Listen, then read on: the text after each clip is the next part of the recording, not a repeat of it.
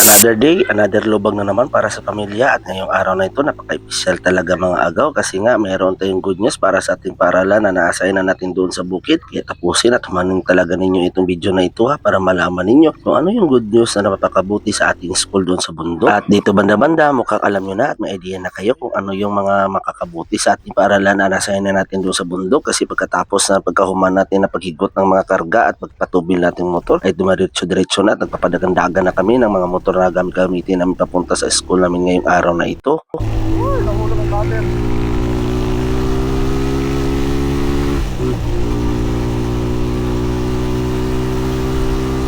At pagkarating namin banda-banda dito, nasundan namin itong wipo na ito. Nako, hindi man siya magpapa-overtake sa amin. Napakapalakas talaga niya kanyang takbo. Nakakapisik-pisik talaga ng mga abog ng mga bato talaga sa amin.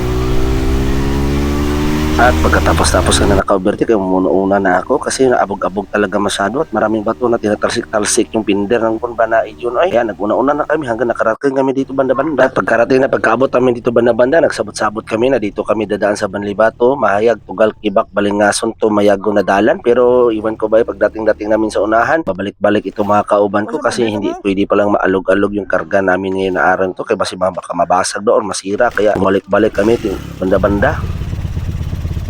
Dito na lang tatanan. Tatanan? Para delete pag makuhan pa. Para isa lang tanan ang atin na to. Okay naman itong butsolo ko. Di ba, saba?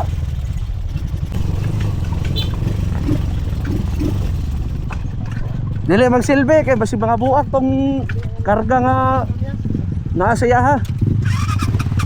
Tigado. Hanggas na lang yagi yun. Tagtag kayo. Sa pagpatuloy na pagpadayo namin biyahe-biyahe dito banda-banda sa unahan na ito ay naginayos-ayos ko muna itong karga ko kasi nakabikil-bikil, napakalabyog-labyog, nakakala ko baka matanggal, hindi pwede mabasag itong solar panel na dala ko kaya inayos-ayos ko muna dito banda-banda.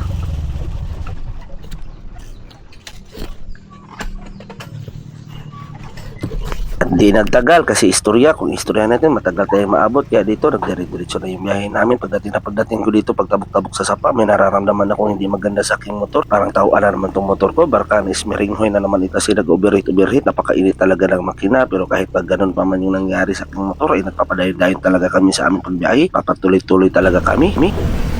Wala ba radyo ko perang?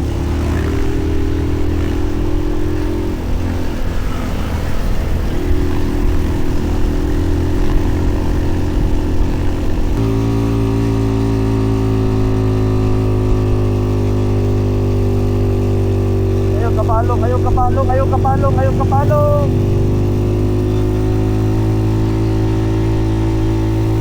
At pag-abot na pagdating namin dito banda-banda, nakita ko itong mga tropa natin sa Sakutikos. Kaya shoutout naman kay Uncle Botsoy Christopher Panitikan dyan. Shoutout sa inyo at amping-amping ka mo sa pagkautawan yung kurintihan. Hindi kayo magdinagdanghag, baka makurintihan kayo. Karating na karinig kami dito, ay nako, makapastilan talaga itong dala namin. Napakatagtag, napakalalong talaga ng mga guide. Kaya kung may karga kami dito, nahihirapan talaga kami. Itong kasama at bisita namin na sayad yung putres niya sa mga bato-bato. Sana at nang hinaon talaga kami na nag-ampo-ampo nga mabuldos itong dala namin kasi marami naming mga project para sa mga school na madadaanan dito na dalan nito papuntang Kisoy. Kaya sana naman sa mga nakakarinig at nakakita nito, sana ay mabuldos na itong dalan namin.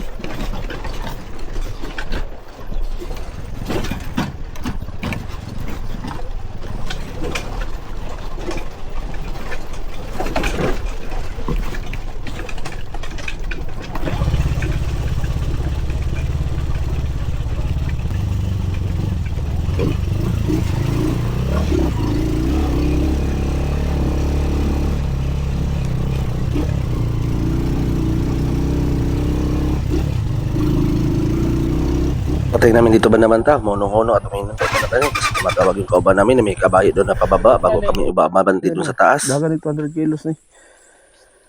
At pagkatapos sa pagkahuman ng pag-agi ng mga kabayo, muna-una ng konti ang aming bisita at sinundan-sundan ko naman kaya baka mahihirapan siya sa tumagkalisod sa pag-akyat doon sa baas.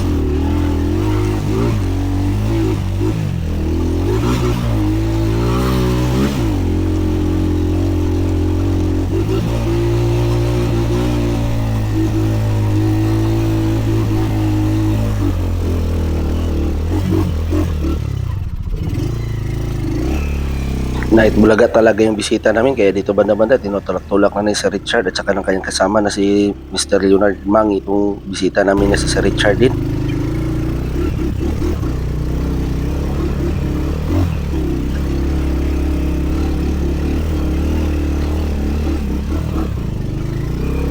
At dito banda-banda, umuna-una at umababanti-banti na yung bisita namin papunta doon sa taas. Sa sinusundan-sundan ko naman, hinahinay lang talaga ako kaya baka madamage itong solar panel na dala ko at iba pang mga karga kaya magdasunod-sunod ako ng hinahinay. Tapos ito na ganang nangyari sa mundo, Doy. Wala na tumba.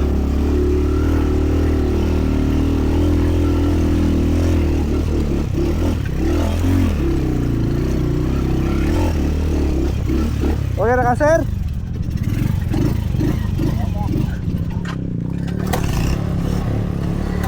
Pagkatapos sa pagkahuman ng pangyayari, dumidiretso at mababanti-abanti na kami. Papunta na kami na si Ulotubay at ganito na naman yung sitwasyon ng aming dala. Napakatagta na napakalalom ng mga guides. Sana mga inahandom at inaampo talaga namin na mabibigyan ng gandang dala na namin dito. Mabubuldos-buldos na ito kasi kawawa talaga itong mga teacher at saka yung mga behedor na dumadaan dito. Lalo na pagpapunta ng eskwelahan kasi marami ng mga proyekto. Mahirapan talaga sila sa tumangkalisyon sa pagkakaryada ng mga karga ng mga gamit nila.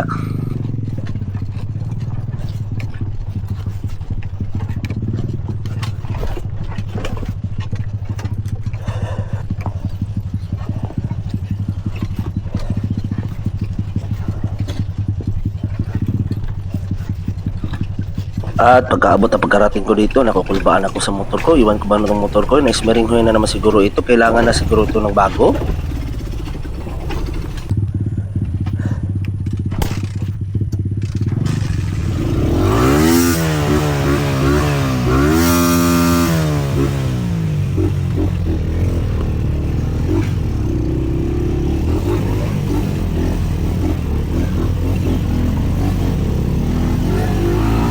Karating na pagkaabot namin dito sa kanto ng Ulotubay, nag-ayos-ayos muna kami motor. Nagka-desisyon talaga ako na bungkagin ko itong head ng aking motor at adjust-adjustin yung barbula kasi napakahirap na napakalisod talaga padaganin, napaka-hard start, napakalisod. Iwan ko ba eh?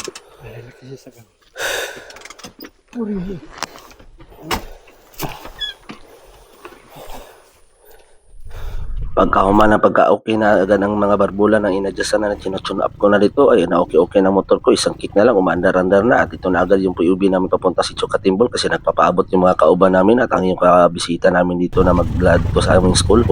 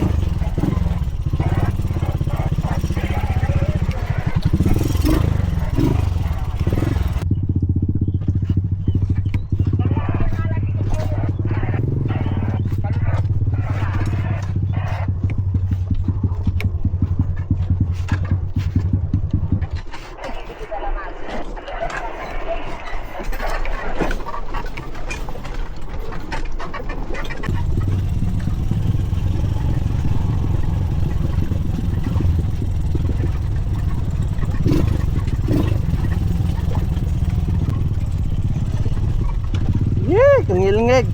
Gana bilimpiyuhan man dire.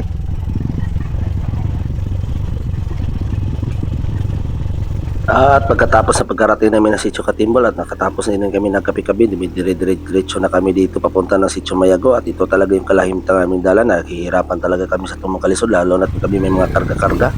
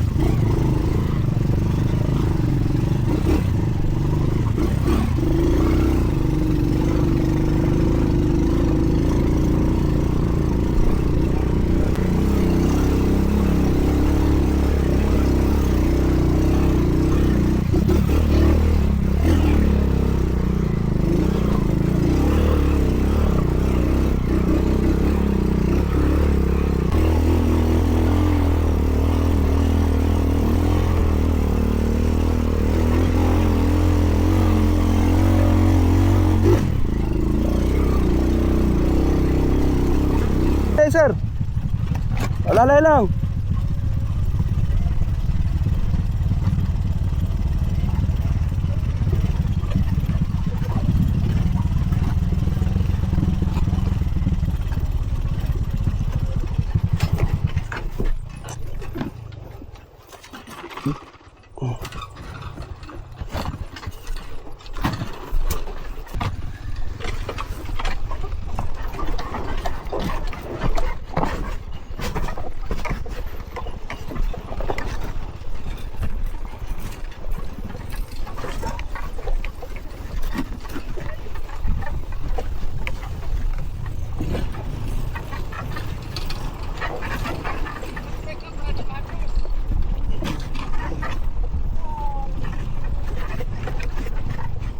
At nagpapatuloy talaga kami sa aming biyahe ngayong mga araw no, kasi sa mga kunting problema ng aming mga motor, yung kay motor ni Sir, nagwala-wala yung mga kurente at saka nagpapalong-palong at saka nagpapilit-pilit yung brake hanggang makarating kami dito banda-banda pa punta ng si Chumayago sa tinatawag-tawag nila ni Nasululan.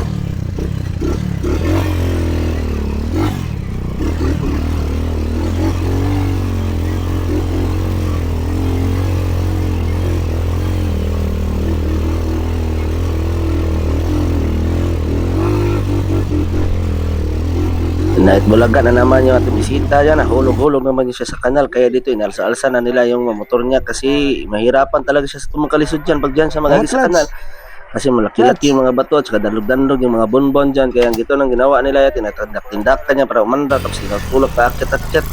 Sakyan na lang nila, sir. Ako dala, eh.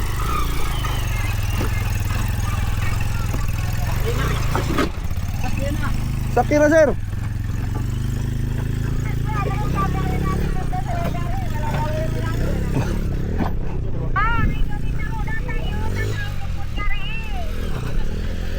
Pagkatapos sa pagkahuma namin dyan, nakaglabas, dire-diretso na yung biyahe namin at una-una na ako dito konti-konti kaya para makita na naman yung mga highlights siya dito ba kasi mahirap-hirap yung konti-konti itong dalanan nito kasi danlog-danlog yung mga bonbon tsaka lumas-labas yung mga palana sa bato tapos ako na nakarating dito una tapos binibidyo yan ko silang lahat. Kaya na. Kaya na. Oy, diretso sa pangpang. Gatoy. Ay, kumuta ang clutch, sir. Ay, kumuta. Buhay yung clutch.